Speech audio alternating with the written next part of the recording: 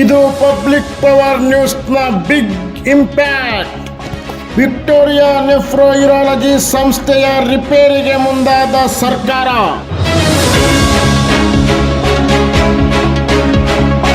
ನೆಫ್ರೋಯೂರಾಲಜಿ ಸಂಸ್ಥೆಗೆ ಪೂರ್ಣಾವಧಿ ನಿರ್ದೇಶಕರ ನೇಮಕಕ್ಕೆ ಸಿಎಂ ಸೂಚನೆ.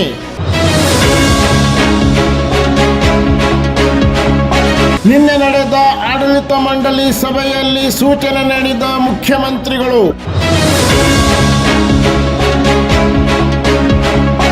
ವಿಕ್ಟೋರಿಯಾ ಆಸ್ಪತ್ರೆಯ ಆವರಣದಲ್ಲಿರುವ ನೆಫ್ರೋಯೂರಾಲಜಿ ಸಂಸ್ಥೆಯ ಅವ್ಯವಸ್ಥೆಯ ಕುರಿತು ಪಬ್ಲಿಕ್ ಪವರ್ ಸಮಗ್ರ ವರದಿ ಮಾಡಿತ್ತು.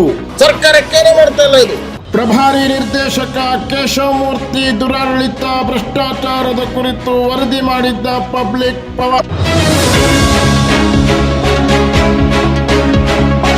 ಇದರ ಹಿನ್ನೆಲೆಯಲ್ಲಿ ಸಂಸ್ಥೆಗೆ ಹೊಸ ನಿರ್ದೇಶಕರ ನೇಮಕಕ್ಕೆ ಅಧಿಸೂಚನೆ ಹೊರಡಿಸುವಂತೆ ವೈದ್ಯಕೀಯ ಶಿಕ್ಷಣ ಇಲಾಖೆ ಅಧಿಕಾರಿಗಳಿಗೆ ಸೂಚನೆ ನೀಡಿದ ಸಿಎಂ.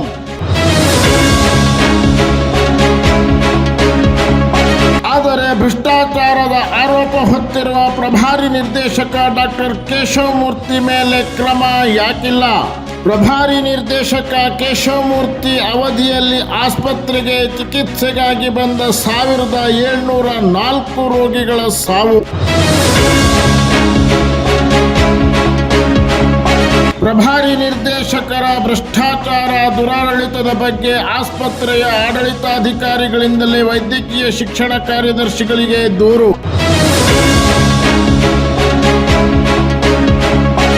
ಇಷ್ಟಾದರೂ ಡಾಕ್ಟರ್ ಕೇಶವಮೂರ್ತಿ ಮೇಲೆ ಕ್ರಮ ಯಾಕಿಲ್ಲ? ಪ್ರಭಾರಿ ನಿರ್ದೇಶಕರಾಗಿ ಕೇಶವಮೂರ್ತಿ ಎನ್ನುವಂಥವರು ಸುಮಾರು 8 ವರ್ಷಗಳಿಂದ ಇದು ಕಾರ್ಯನಿರ್ವಹಣೆ ಮಾಡ್ತಾ ಇದ್ದಾರೆ.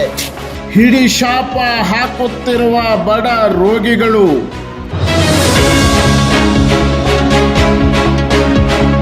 ತಕ್ಷಣಕ್ಕೆ ಆಗಬೇಕಿದೆ ಖಾಯಂ ನಿರ್ದೇಶಕರ ನೇಮಕ.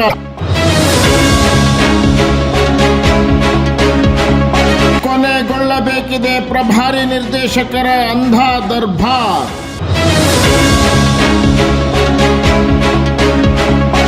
ಬಡ ರೋಗಿಗಳ ಪರವಾಗಿ ಪಬ್ಲಿಕ್ ಪವರ್ ನಿರಂತರ ಹೋರಾಟ. ಆದ್ರೆ ಇವತ್ತು ಏನ್ ನಡೀತಾ ಇದೆ? ಏನ್ ಮಾಡ್ತಾ ಇದೆ ಸರ್ಕಾರ?